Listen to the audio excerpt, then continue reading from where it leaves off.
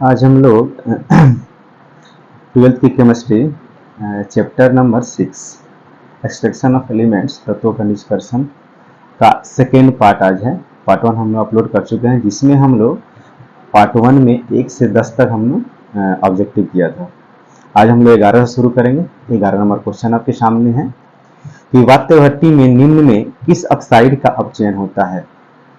तो वात्य भट्टी में जो ऑक्साइड का अपचयन होता है वो किसमें से होता है? आयरन का ऑक्साइड होता है, कॉपर का ऑक्साइड होता है, सोडियम का ऑक्साइड होता है, जिंक का ऑक्साइड होता है। देखिए आयरन का ऑक्साइड, ऑप्शन ए नंबर सही है। यहाँ इसका आंसर होगा ए नंबर, आयरन का ऑक्साइड। आयरन का ऑक्साइड, आयरन के ऑक्साइड को हम लोग वात्य भट्टी में क्या करते हैं? उसका अपचयन करवाया जाता है। तो आयरन का ऑक्साइड Fe2O3 होता है, उसको हम लोग क्या करते हैं? आयरन के ऑक्साइड को Fe2O3 आयरन के ऑक्साइड को हम लोग अपचयन कराते हैं वात्य भट्टी में, जिसमें वात्य भट्टी में 4 स्टेप में पूरा होता है। जब हमें वात्य भट्टी में इसको डालते हैं तो हमें Fe प्राप्त होता है, जिसको हम ढलवा लोहा बोलते हैं। कास्ट आयरन, ढलवा लोहा, कास्ट आयरन, हमको कास्ट आयरन मिलता है वात्य भट्टी में डालने के बाद। तो वात्य भट्टी में हम डालते हैं तो ऑक्साइड होने के बाद हमें क्या मिलता है? ढलवा लोहा प्राप्त होता है, कास्ट आयरन प्राप्त होता है। अब देखिए इस ऑक्साइड में होता क्या है इसमें कि Fe2O3 ये क्या है? आयरन का ऑक्साइड है। इसको हम लोग CO से अभिक्रिया करा देते हैं तो क्या मिलता है हमको? Fe3O4 मिलता है प्लस CO2 प्राप्त होता है। ठीक है, अभी क्या है? रिड्यूसिंग एजेंट है। कौन है? क्या है ये रिड्यूसिंग एजेंट है। ये एक रिड्यूसिंग एजेंट की काम करता है। इसको जब करवाते हैं, अब ये दोबारा जो क्या होता है कि Fe, अब यहाँ पर FeO जैसे फेरस ऑक्साइड हो गया, अब इसको भी दोबारा से ऑक्साइड कर देंगे। जैसे यहाँ से करेंगे तो हमको FeO मिलेगा। तो FeO को भी ऑक्साइड से करते हैं, चाहे इसके पहले यहाँ आया कहाँ से? तो Fe3O4 को हम दोबारा से कार्बन मोनोऑक्साइड से रिएक्शन कराते हैं तो हमको मिलता है FeO प्लस मिलता है CO2 मिलता है। अब यहाँ FeO मिल गया, फेरस ऑक्साइड मिल गया। इस फेरस ऑक्साइड दोबारा से जब क्या होता है कि कार्बन मोनोऑक्साइड से अभिक्रिया करता है तो हमको Fe प्लस CO2 प्राप्त होता है। ये जो मिलता है हमको यही ढलवा लोहा मिलता है। आगे जाकर के इसमें जो अशुद्धि होगा नीचे जाता है। मतलब यही इसी के ऑक्साइड से हम क्या करते हैं? आयरन का ऑक्साइड हम क्या करते हैं? वात्य भट्टी में इसके ऑक्साइड का अपचयन होता है, जिससे हमें Fe मिलता है। इसका ऑप्शन नंबर हो गया ए। ठीक है, अब 12th है। निम्न में कौन सी धातु प्रकृति में मुक्त अवस्था में पाई जाती है? अब देखिए मुक्त अवस्था में अगर कोई धातु पाया जाता है तो कौन सी धातु जो मुक्त अवस्था में पाई जाती है? इसमें देखिए सोडियम है, लोहा है, जिंक है, प्लेटिनम है। तो इसके पिछले वाले वीडियो में आपको रिएक्टिव सीरीज दिखाया था, मैंने रिएक्टिव सीरीज दिखाया था। तो जो अगर रिएक्टिव सीरीज में मोर रिएक्टिव होगा वो कभी भी आपको मुक्त अवस्था में नहीं पाया जाएगा, क्योंकि अगर ज्यादा रिएक्टिव है तो वो तो ऑक्साइड फॉर्म में रहेगा। देखिए पदार्थ की 2 अवस्था होती है। कोई भी पदार्थ है या कोई भी मेटल्स 2 अवस्था होती है। एक क्या होता है? एक मुक्त अवस्था, एक होता है संयुक्त अवस्था। 2 अवस्था मिलता है आपको पदार्थ का। इसको बोलते हैं फ्री स्टेट, इसको बोलते हैं combined state. Combined state English में बोलते हैं। तो कोई पदार्थ 2 अवस्था में पाया जाता है। अब करें निम्न में कौन सी धातु प्रकृति में मुक्त अवस्था में पाई जाती है? अब ये देखिए ये सबसे ज्यादा रिएक्टिव है। रिएक्टिव सीरीज में देखा जाए सबसे ऊपर आता है, ये मोर रिएक्टिव है। लोहा भी क्या है? रिएक्टिव है, मॉडरेट रिएक्टिव है, जो बीच में आता है। जिंक भी क्या है? मॉडरेट रिएक्टिव है, बीच में आता है। तो ये दोनों क्या है? मॉडरेट है, जो बीच में रिएक्टिव सीरीज के बीच में आता है। ये क्या है? सोडियम सबसे ऊपर आता है, यानी मोर रिएक्टिव है ये। अब ये मोर रिएक्टिव है, ये मॉडरेट रिएक्टिव है। अब ये प्लेटिनम लेस रिएक्टिव है, सबसे कम। ये क्या होता है? कम रिएक्टिव, सबसे कम नीचे। इसको अनरिएक्टिव बोला जाता है। क्या बोला जाता है इसको अनरिएक्टिव में था ये, अनरिएक्टिव। इसको सिर्फ हीट कर देंगे, अगर ऑक्साइड फॉर्म बना भी लिया, सिर्फ हीट कर देंगे तो क्या हो जाएगा? ये यहाँ से ऑक्सीजन बाहर निकल जाएगा, हमको प्लेटिनम मिल जाएगा, Pt मिल जाएगा। तो देखिए इस सीरीज में ये Zn होता है।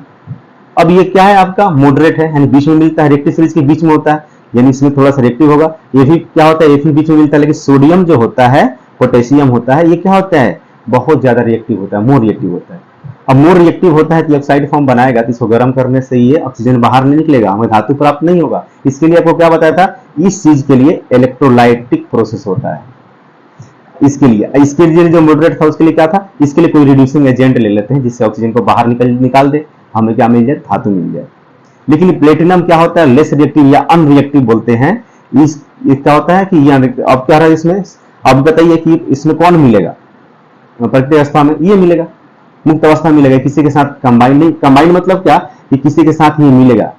अब मुक्त अवस्था मतलब फ्री स्टेट मतलब क्या कि हम सिर्फ प्लेटिनम जो है तो प्लेटिनम मिल जाएगा, ये किसी के साथ क्या है कि अभिक्रिया करेगा नहीं, लेस रिएक्टिव होगी।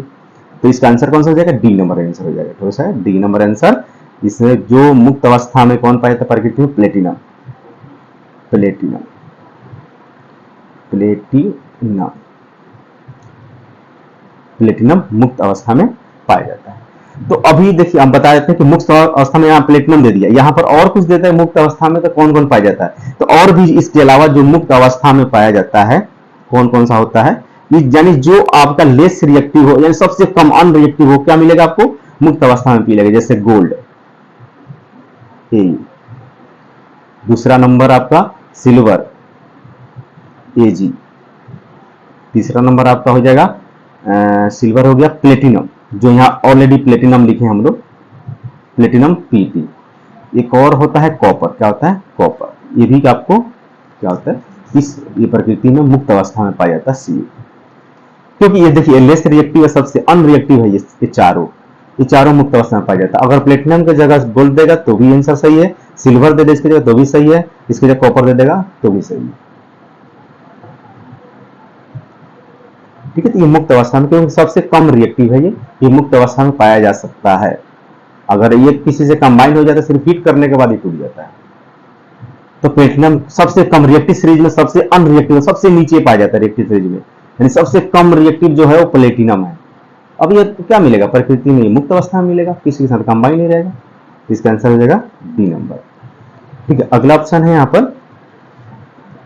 देखिए, अगला क्वेश्चन है फेन उत्प्लावन विधि से अयस्क को, फेन उत्प्लावन विधि से, इसको रख देते हैं, फेन उत्प्लावन विधि से अयस्क को सांद्रित करने में अयस्क कणझाग के साथ तैरने लगते हैं क्योंकि। हाँ, ये अच्छा सवाल है। देखिए ऐसे तो हमने देखा कि जो भी आपके फेन उत्प्लावन विधि से जो सांद्रण, ये जो क्या है एक सांद्रण की विधि है जिसको अयस्क का सांद्रण किया जाता है। सबसे पहले फेन उत्प्लावन विधि क्या है, जो फेन उत्प्लावन विधि सबसे पहले ये क्या है, अयस्क के सांद्रण की एक विधि है, ये जान लीजिए। सबसे पहले ये अयस्क के सांद्रण की एक विधि है, माने विधि तो बहुत सारा है, उसमें से एक विधि क्या है, अयस्क की सांद्रण की एक विधि है, विधि है। ठीक, सांद्रण किया जाता है। अब कह रहे हैं कि सांद्रण करने की अयस्क के कणझाग के साथ तैरने लगते हैं क्योंकि वे द्रव में अविलय होते हैं, बिल्कुल गलत है, द्रव में तो विलय हो जाते हैं। तीसरा है वे द्रव में आसानी से नहीं भिंगते, हाँ ये सही है, वे द्रव में आसानी से नहीं भिंगते। अब देखिए तो होता क्या है इसमें, द्रव में आसानी से क्यों नहीं भिंगते हैं, इसको समझिए थोड़ा सा बढ़िया से इसको। ठीक है तो ये इसका ऑप्शन कौन सा हो जाएगा, बी नंबर। कौन सा, वे जो आंसर है वो है बी नंबर, वे द्रव में आसानी से नहीं भीगते हैं, नहीं भीगते हैं, ये नहीं गीले होते हैं। ठीक, द्रव में आसानी से गीले नहीं होते। तो सबसे पहला कि फेन उत्प्लावन विधि जो है, सबसे पहला चीज फेन उत्प्लावन विधि जो है वो सल्फाइड अयस्क के सांद्रण किया जाता है। फेन उत्प्लावन विधि से किसका, इसके जितने भी सल्फाइड अयस्क है, सल्फाइड अयस्क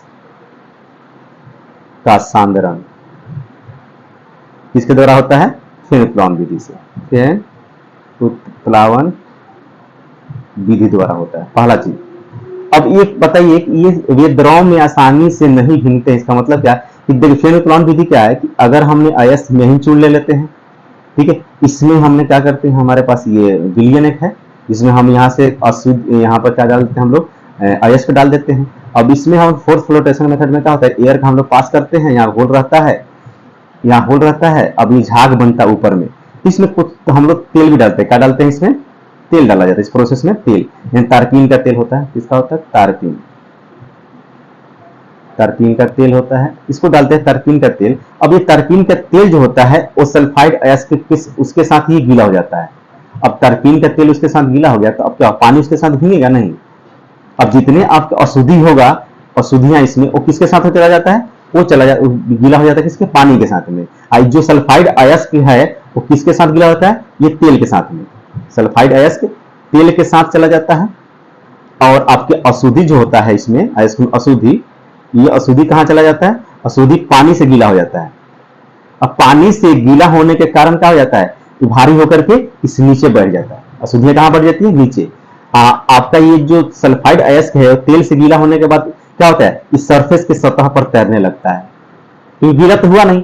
सल्फाइड अयस्क क्या होता है, थोड़ा सा हल्का भी होता है।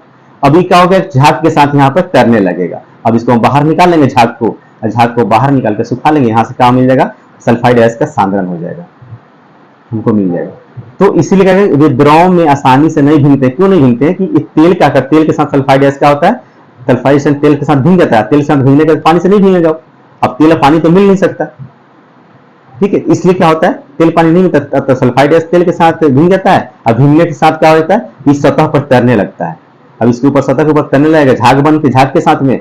और जो अयस्क होता है वो पानी के साथ गीला हो जाता है। जैसे पानी के साथ गीला होगा तो ये भारी रहता है, भारी होने के बाद नीचे बढ़ जाता है, ये इसमें नीचे बढ़ जाता है। इस तरह हम क्या करते हैं, झाग को बाहर निकाल लेते हैं और उसके साथ कौन आ जाता है, सल्फाइड अयस्क आ जाता है, इसलिए सांद्रित हो जाता है। इसमें ये ऑप्शन है। वे हल्के होते हैं, देखिए वे हल्के सल्फाइड अयस्क तो हल्के होते हैं, लेकिन उससे क्लियर नहीं हो रहा है। ये सल्फाइड अयस्क तो हल्के होते हैं लेकिन उससे क्लियर नहीं हो रहा है। ये सिर्फ यही हो सकता है रीजन, नहीं, रीजन ये है कि तेल के साथ में सल्फाइड अयस्क चला जाता है, इसलिए सरफेस पर तैरने लगता है। अब ये द्रव के साथ अभिक्रिया नहीं, तो गलती है, वे द्रव के साथ अभिक्रिया नहीं करता, ऐसा थोड़ी द्रव के साथ अभिक्रिया नहीं करता। इसमें आंसर कौन सा हो जाएगा, बी नंबर ऑप्शन हो जाएगा। ठीक है, अगला सवाल देखते हैं। ठीक है, पार्ट 2 का अगला सवाल है 13 नंबर। ग्लेना किसका अयस्क है। ठीक है, तो ग्लेना इसमें सबसे पहले अयस्क किसका, पीबी का। इसका आंसर क्या हो जाएगा, ग्लेना जो है वो बी नंबर पीबी का। पीबी होता है लेड, क्या होता है, लेड। ग्लेना इसका अयस्क। तो ग्लेना के और भी अयस्क होते हैं, जैसे इसके अलावा ग्लेना के अयस्क कौन कौन से होते हैं देख लीजिए। ठीक है, तो ग्लेना के जो मुख्य अयस्क होते हैं वो कौन होता है, सॉरी पहले ग्लेना कह रहे हैं, पीबी के, लेड के, किसके, लेड। पीबी के जो अयस्क होते हैं, मुख्य अयस्क कौन कौन सा, एक तो ग्लेना आपने जो यहाँ लिखा है ग्लेना होता है। ठीक है, दूसरा यहाँ पर जो अयस्क होता है वो होता है सीरुसाइट होता है, सीरुसाइट, CIRRUCIT, सीरुसाइट। ठीक है, एक होता है क्या इसमें, एंजेलिसाइट। इसका फॉर्मूला होता है PbSO4। ठीक है, लेड सल्फेट। सीरुसाइट का जो फॉर्मूला होता है, इसका फॉर्मूला होता है PbCO3। इस तरह भी दे सकता है, या ग्लेना का जो फॉर्मूला होता है PbS का होता है, PbS इस सल्फाइड अयस्क है। ठीक है, तो इसमें जो ग्लेना किसका अयस्क है, ये पीबी का अयस्क है। ठीक है, अब कहता अगला सवाल कि हूप की विधि के द्वारा निम्न में किस धातु का शोधन होता है। ठीक है, तो हूप विधि, तो हूप विधि में हम क्या करते हैं, किसके द्वारा होता है, ये हूप विधि में हम किसका सांद्रण करते हैं, एल्युमिनियम का सांद्रण करते हैं। B number answer, answer number B, aluminium का करते हैं, एल्युमिनियम। एल्युमिनियम का शोधन किया जाता है, किससे, आपका हूप प्रोसेस किया जाता है। क्या नाम है उसका प्रोसेस का, हूप प्रोसेस। हूप प्रोसेस नाम है जिसका क्या हो जाता है, शोधन किया जाता है। ठीक है, ठीक है, अगला इसमें आपका है 16 नंबर। एल्युमिनियम के निष्कर्षण किस विधि द्वारा किया जाता है। यह हम कह सकते हैं क्या कि एल्युमिनियम ग्लेना की एक प्रक्रिया है, गलाने की है, या कह सकते हैं इसको क्या कि एल्युमिनियम गलाने की एक प्रक्रिया है, गलाने की एक प्रक्रिया है। सवाल ऐसे भी आ सकता है, एल्युमिनियम गलाने की एक प्रक्रिया है, या एल्युमिनियम का निष्कर्षण किस विधि द्वारा किया था। तो गलेगा तो वहां से निष्कर्षण होगा। दो चीजें हैं, एक तो रिफाइनिंग करना, एक पहले उसको क्या करना, निष्कर्षण करना। तो गला करके गला दिया तो निष्कर्षण हो गया। तो इस किस विधि द्वारा इसको किया जाता है। ठीक, एल्युमिनियम की गलाने की प्रक्रिया सॉरी हुप प्रोसेस से, हुप प्रोसेस होगा ना, एल्युमिनियम को गलाने की प्रक्रिया किस विधि द्वारा किया जाता है? तो इसका आंसर होगा आपका सी नंबर आंसर हो जाएगा। ठीक है, हॉल हेरोल्ड प्रोसेस। कौन सा? Hall Harold process. तो इसका आंसर हो गया सी नंबर, हॉल हेरोल्ड विधि। हॉल हेरोल्ड विधि बोलते हैं hall Harold process. Hall Harold process के द्वारा इसको क्या कहते हैं?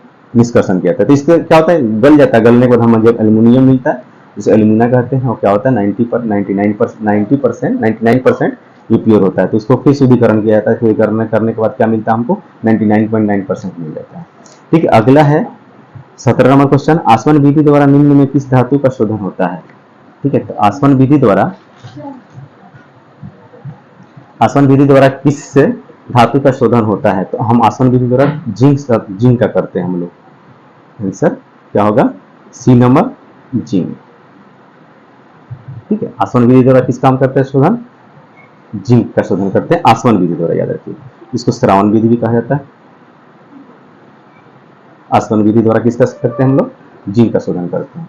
अयस्क में उपस्थित अशुद्धि को कहते हैं, अयस्क में उपस्थित अशुद्धि को कहते हैं, सबने पढ़ा हुआ है, गेंग कहते हैं। क्या कहते हैं? गेंग कहते हैं। इसका आंसर हो जाएगा बी नंबर, गेंग। गेंग कहते हैं इसको। अगला क्वेश्चन है 19 नंबर। मेलेकाइट, मेलेकाइट अयस्क है। अब देखिए मेलेकाइट किसका अयस्क है? ठीक, आंसर इसका क्या हो जाएगा? एक लोहा दिया है, कॉपर दिया है, सिल्वर दिया है, जिंक दिया है। इसमें जो आंसर होगा आपका कि मेलेकाइट अयस्क है किसका? कॉपर का। बी नंबर आंसर होगा कॉपर का। ये गलत, ये गलत हो गया, ये गलत। किसका हो गया आंसर? ये कॉपर। ये कॉपर का अयस्क। मेलेकाइट किसका अयस्क है? कॉपर का अयस्क। ठीक है, तो ये आपका आंसर हो गया बी नंबर, कॉपर का अयस्क है। ठीक है, अगला क्वेश्चन है 19 हो गया। अगला क्वेश्चन इसका 20वां क्वेश्चन जो है आपका तो सामने पार्ट 2 में। कॉपर का मुख्य अयस्क है, तो कॉपर का मुख्य अयस्क कौन है? देखिए मेलेकाइट अयस्क है किसका? कॉपर का। अयस्क तो है इसमें, लेकिन अब हम कह रहे हैं कि कॉपर का मुख्य अयस्क कौन है। देखिए मुख्य अयस्क सब हो सकते, जितने अयस्क होते हैं मुख्य अयस्क होते हैं, प्रमुख कौन सा अयस्क होते हैं? अब इसमें मुख्य मतलब इसमें देख लीजिए कौन कौन सा दिया है। ये कॉपर पाइराइट, ये भी क्या है? ये भी अयस्क है। कॉपर पाइराइट जो है क्या है? ये कॉपर का अयस्क है। ठीक है, कॉपर ग्लांस, ये भी क्या है? कॉपर का अयस्क है। ठीक है, जिसको कॉपर ग्लांस बोला जाता है वो भी क्या? कॉपर का अयस्क है। ठीक है, गलेना तो नहीं है, गलेना किसका अयस्क है? ये पीबी का अयस्क है। सीडेराइट, अब सीडेराइट भी अयस्क किसका है? इसका कॉपर का अयस्क ये है ना, सीडे नहीं है। इसका ऑप्शन, इसका आंसर कौन सा हो जाएगा? Copper pyrite. कौन सा आंसर होगा? Copper pyrite. A number answer हो जाएगा इसका 20 का, A number copper pyrite, copper pyrite. अब देखिए अंदर क्या है कि कॉपर ग्लांस भी इसका है और कॉपर पाइराइट भी है। क्या होता है? Copper pyrite. कॉपर पाइराइट भी इसका अयस्क है, कॉपर ग्लांस भी इसका अयस्क है। तो अभी मुख्य बोला है, तो मुख्य में अगर इसका और भी अयस्क होता है, अभी तो इसका मुख्य अयस्क तो ये नहीं है। अगर ये देता, दोनों देता, हम दोनों को टिक लगाते मुख्य में, लेकिन यहाँ प्रमुख बोलता अगर, जिससे हमें क्या होता है? कॉपर का निष्कर्षण किया जाता है इस धातु से, उसको कॉपर पाइराइट कहते हैं। क्या बोलते हैं? Copper pyrite. तो कॉपर पाइराइट से क्या हो जाता है आपका? इसका निष्कर्षण किया जाता है किसका? कॉपर का। इसका कॉपर पाइराइट का एक और नाम है कैल्कोपाइराइट। कैल्कोपाइराइट, इसका कैल्कोपाइराइट भी नाम है कॉपर पाइराइट का। ठीक है, तो अभी हम क्या देखा कि जो 76% ऑफ द वर्ल्ड माने पूरे वर्ल्ड में 76% ऑफ द वर्ल्ड जो प्रोडक्शन होता है, कॉपर का प्रोडक्शन होता है, ऑफ कॉपर, और किससे होता है? फ्रॉम द कैल्कोपाइराइट से। किससे? कैल्कोपाइराइट से होता है। देखिए इसका प्रमुख अयस्क तो ये भी बोल सकते हैं कॉपर ग्लास, लेकिन इससे नहीं किया जाता है। 76% पूरा वर्ल्ड जो प्रोडक्शन करता है किससे? कैल्कोपाइराइट, मतलब कॉपर पाइराइट से करता है। इसलिए कॉपर पाइराइट इसका क्या हो जाता है? मुख्य अयस्क हो जाता है। कॉपर ग्लास भी इसका अयस्क है, लेकिन जो पूरा वर्ल्ड करता है प्रोडक्शन वो 76% किससे करता है? कैल्कोपाइराइट से करता है, मतलब कॉपर पाइराइट से ही करता है, इसलिए इसका मुख्य कौन सा हो जाएगा? कॉपर पाइराइट हो गया। इसके अदर भी होते हैं, जैसे क्यूपराइट होता है, इसका अदर क्या होता है? अलग भी जिसको इसका होता है, इसका और भी अयस्क होता है। ये तो पहला अयस्क हो गया इसका कॉपर पाइराइट, इसका दूसरा अयस्क भी होता है क्या? क्यूपराइट। क्यूपराइट या क्यूपराइट को हम लोग बोलते हैं रूबी कॉपर। क्या बोलते हैं? RUBY, रूबी कॉपर भी बोला जाता है। ठीक है, इसका फॉर्मूला होता है Cu2O। ठीक है, अब कॉपर ग्लास भी होता है, तीसरा इसका copper glass, GALC glass, Cu2S, ये कॉपर ग्लास है। ठीक है, तो कॉपर ग्लास भी होता है, क्यूपराइट भी होता है जिसको रूबी कॉपर बोला जाता है, Cu2O, Cu2S होता है। ठीक है, लेकिन इसका कॉपर पाइराइट जो होता है इसका क्या है? मुख्य है इसका। ठीक है,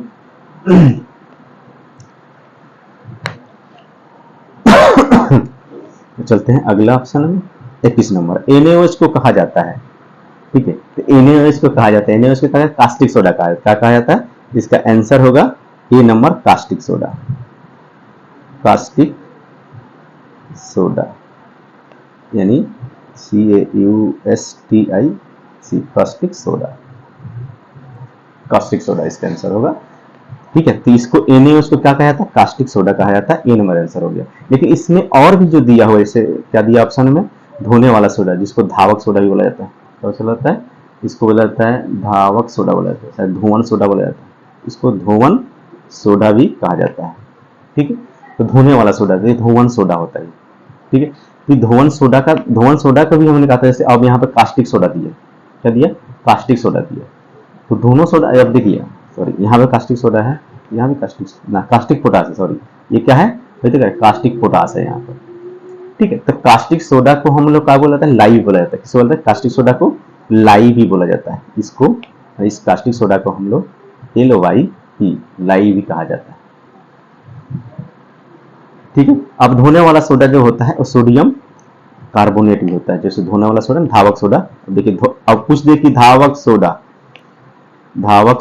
जो होता है उसको क्या कहा जाता है? सोडियम Na2CO3, Na2CO3 होता है। तो बोल देगा क्या कि NO2CO3 को कहा जाता है, क्या कहा जाता है? धावक सोडा कहा जाता है। एक और इसमें दिया था, कौन सा? कास्टिक सोडा, कास्टिक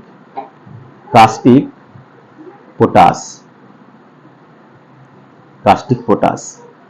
ठीक है, तो कास्टिक पोटास का जो फॉर्मूला होता है वो होता है KOH। क्या होता है? KOH, कास्टिक पोटास होता है। अब कह देगा KOH को कहा जाता है, तो कास्टिक पोटास कहा जाता है। Na2CO3 को कहा जाता है धावक सोडा कहा जाता है, या धोने वाला सोडा। अब ये से सवाल पूछे थे, NaOH को कहा जाता है, क्या कहा जाता है? कास्टिक सोडा कहा जाता है। NaOH को कास्टिक सोडा। कास्टिक सोडा के नाम, एक नाम और है लाई, LYE, लाई। तो इसके देखिए अब 3 यहाँ से आपका ऑब्जेक्टिव आ सकता है। अब NaOH दिया, 2 और आ सकता है। कौन सा? कि इसको दे देगा क्या? KOH को कहा जाता है कास्टिक पोटास, Na2CO3 कहा जाता है धोने वाला सोडा यानी धोवन सोडा या धावक सोडा। ठीक है, अब चलते हैं 22 नंबर क्वेश्चन पर। ठीक है, कॉपर धातु का शोधन निम्न में से किस विधि द्वारा किया जाता है? ठीक है, कॉपर जो है, कॉपर धातु का जो हम शोधन करते हैं वो किस विधि द्वारा किया जाता है? तो विद्युत विच्छेदन विधि द्वारा किया जाता है। क्यों? कि कॉपर जो होता है, कॉपर धातु का शोधन विद्युत विच्छेदन विधि द्वारा किया जाता है, जिससे आपको कॉपर मिल जाएगा। तो कौन सा ऑप्शन? ए ऑप्शन, विद्युत विच्छेदन विधि द्वारा। विद्युत विच्छेदन विधि द्वारा किया जाता है। क्या कि एक तरफ एनोड रहता है, एक तरफ क्या होता है? कैथोड होता है। कैथोड की तरफ में हम क्या डालते हैं?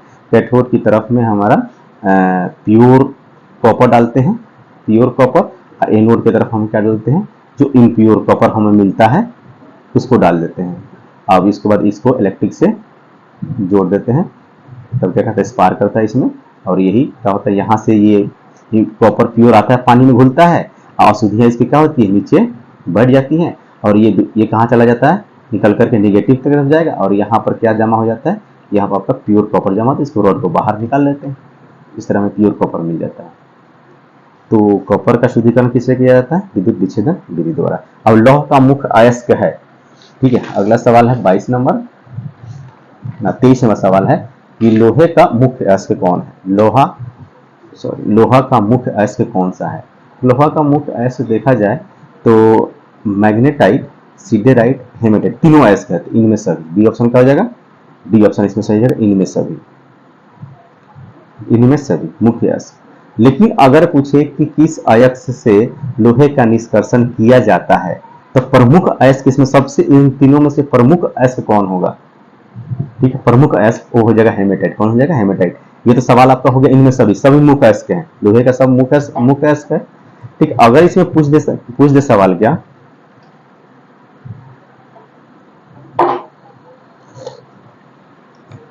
सवाल क्या पूछ दे कि इसमें प्रमुख अयस्क बताइए जिससे क्या हो, निष्कर्षण किया जाता है। प्रमुख अयस्क बोल दीजिए, प्रमुख अयस्क बोल दीजिए किसके, लोहे का। वो हो जाएगा हेमेटाइट, हो जाएगा हेमेटाइट। तो हेमेटाइट से इसका क्या किया जाता है, निष्कर्षण किया जाता है। लोहे का निष्कर्षण हेमेटाइट से किया जाता है।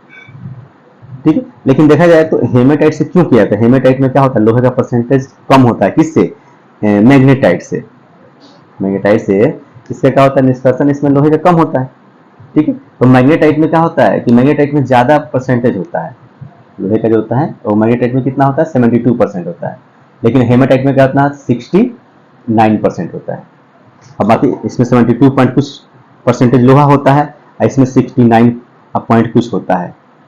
अब बताइए कि इसको हेमेटाइट से क्यों लिया गया फिर मुख्य, जब इससे लेते तो इसमें 72% लोहा निकलेगा ना इसमें, इसलिए क्योंकि आसानी से और ये सस्ते में हमें क्या बोलते हैं यहाँ से लोहा मिल जाता है, इसलिए हमने हेमेटाइट को मुख्य अयस्क लिया है।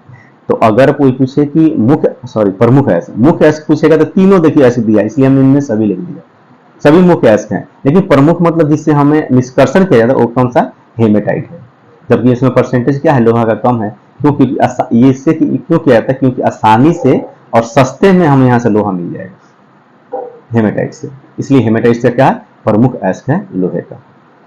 ठीक है, 23 नंबर क्वेश्चन कंप्लीट हो जाते हैं 24 नंबर क्वेश्चन की तरफ। ठीक है, 24 नंबर क्वेश्चन में देखिए आपके सामने है कि प्रगलन विधि में धातु के ऑक्साइड के अपचयन में प्रयुक्त होता है। देखिए प्रगलन विधि में, पहले प्रगलन विधि क्या होता है, प्रगलन विधि इसको बोलते हैं स्मेल्टिंग। ठीक है, तरह प्रगलन विधि में धातु की ऑक्साइड के अपचयन में प्रयुक्त होता है, माने क्या यूज करते हैं जिससे प्रगलन विधि पूरा हो जाता है। तो सबसे पहले तो प्रगलन विधि होता क्या है कि ऑक्साइड अयस्क को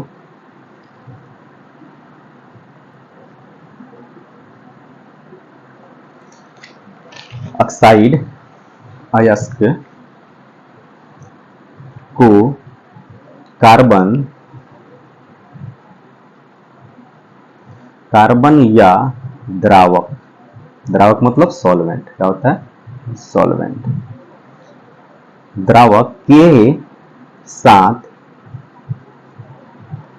पिघलाने की क्रिया प्रगलन कहलाती है या प्रगलन कहा जाता है। यानी किसके साथ, कार्बन के साथ या किसी द्रावक के साथ, सॉल्वेंट के साथ हम क्या कर देंगे, उसको पिघला देंगे, वही क्रिया क्या कहलाती है, प्रगलन कहलाती है। देखिए कार्बन बोल दिया तो इसमें सी नंबर, इसका आंसर कौन सा हो जाएगा, सी नंबर हो जाएगा कार्बन। कार्बन के साथ ये, सॉरी सी नंबर नहीं, बी नंबर है, B number, sorry B number. ठीक है, कार्बन के साथ। तो देखिए अब सीमेंटिंग प्रोसेस क्या है कि कोई भी ऑक्साइड अयस्क है उसको कार्बन या द्रावक के साथ अगर पिघला देते हैं, उसी क्रिया क्या कहते हैं, प्रगलन कहते हैं। अब देखिए कार्बन के साथ आए, नाम तो कार्बन का आ गया तो कार्बन ही होगा। ठीक है, तो कार्बन इसमें आपका आंसर हो जाएगा, जिसके साथ क्या होता है, प्रगलन के धातु को ऑक्साइड में अपचयन किया जाता है। ठीक, ये हो गया आपका 24 नंबर क्वेश्चन। और चलते हैं 25 नंबर में। नीला थोथा का रासायनिक सूत्र है, देखिए इसको बढ़िया से देखिए, इसका जो आंसर होगा मैं बताऊंगा वो है B number, CuSO4 into 5H2। आपको बहुत लोग कहेगा सर यहाँ भी CuS2 है, यहाँ भी CuS2 है, लेकिन देखिए वाटर किसमें मॉलिक्यूल क्या 5 है। ये है आपका कौन सा, इसको बोल सकते हैं क्या, सूखा, यानी जिसमें पानी नहीं है, वो क्या है, कॉपर सल्फेट है। ये कॉपर सल्फेट को नीलत होता बोला था, याद रखिए कॉपर सल्फेट को क्या बोला जाता है, नीलत होता। लेकिन उसका रासायनिक सूत्र बोल दिया तो नीला होता है, एक्चुअली जो होता है किस कलर का होता है, नीले कलर का होता है। तो अगर सूखा सूखा रहेगा तो नीले कलर का नहीं होगा, वो पीले हरे हल्का कलर का होता है। लेकिन एक्चुअली जो हम लोग काम में लिया जाता है, जिसको हम बोलते हैं कि ज्यादा हमें जो हमें क्या करता है, कॉपर सल्फेट के रूप में ज्यादा जो पाया जाता है उसी को लेंगे ना हम लोग। ठीक है, तो सूखा जो होता है आपका कॉपर सल्फेट, वो सफेद या हल्के पीले रंग का होता है। और जबकि क्या होता है कि पेंटाहाइड्रेट, क्या बोलते हैं इसको, पेंटाहाइड्रेट, पेंटाहाइड्रेट। अब जो ये पेंटाहाइड्रेट होता है ये चमकीले नीले रंग का होता है। कैसा होता है, ये चमकीला नीला नीला रंग का होता है, ये रंग का होता है। ठीक है, ये जो कॉपर सल्फेट जितना देख रहे हैं सूखा या कॉपर सल्फेट, ये पेंटाहाइड्रेट की वजह से क्या होता है, ये चमकीला नीला रंग का होता है। ठीक है, तो इसका जो पेंटाहाइड्रेट है रूप में ही सर्वाधिक पाया जाता है। जो आपका जो नीलक होता है ये पेंटाहाइड्रेट के रूप में ही सर्वाधिक पाया जाता है, इसलिए इसका रासायनिक सूत्र क्या लिखिएगा, CuSO4 5H2O। अगर ये ऑप्शन नहीं दिया है तो कॉपर सल्फेट तो नीलक होता है, कहा ही जाता है। लेकिन ये सूखा हो गया, इसमें पानी का कहा है मात्रा नहीं है, तो ये कैसा दिखेगा आपको, पीले हरे रंग, माना फीका पीला हरे रंग का दिखेगा ये। जैसे इसमें पानी का जो पेंटाहाइड्रेट रूप होता है ये ज्यादातर हमको मिलता है रासायनिक सूत्र, इसलिए इसका रासायनिक सूत्र कौन सा हो जाएगा, बी ऑप्शन हो जाएगा। ठीक है, तो यहाँ आप लोग का ये 25 नंबर कंप्लीट हो गया। मैंने इस कौन सा ये आपका एक्सट्रैक्शन ऑफ एलिमेंट का चैप्टर 6 का 25 क्वेश्चन हम कंप्लीट करा चुके हैं, ऑब्जेक्टिव क्वेश्चन। 25 में से आपका बहुत सारा ऑब्जेक्टिव इसमें क्लियर हो जाएगा, बेसिक के साथ में और डिटेल के साथ में। ठीक है, तो यहाँ हो गया पार्ट 2 में हो गया 25 क्वेश्चन, और भी पार्ट 3 लेके आएंगे इसका, और पार्ट 4 चलेगा। जितना इसका ऑब्जेक्टिव हो वो सारे ऑब्जेक्टिव कराएंगे एक एक करके। तो वीडियो को देखिए, अगर पार्ट 1 नहीं देखें तो पार्ट 1 देखिए। और ठीक है, 25 क्वेश्चन हो गया, आगे क्वेश्चन के लिए पार्ट 3 आएगा। ठीक है, देखने के लिए धन्यवाद।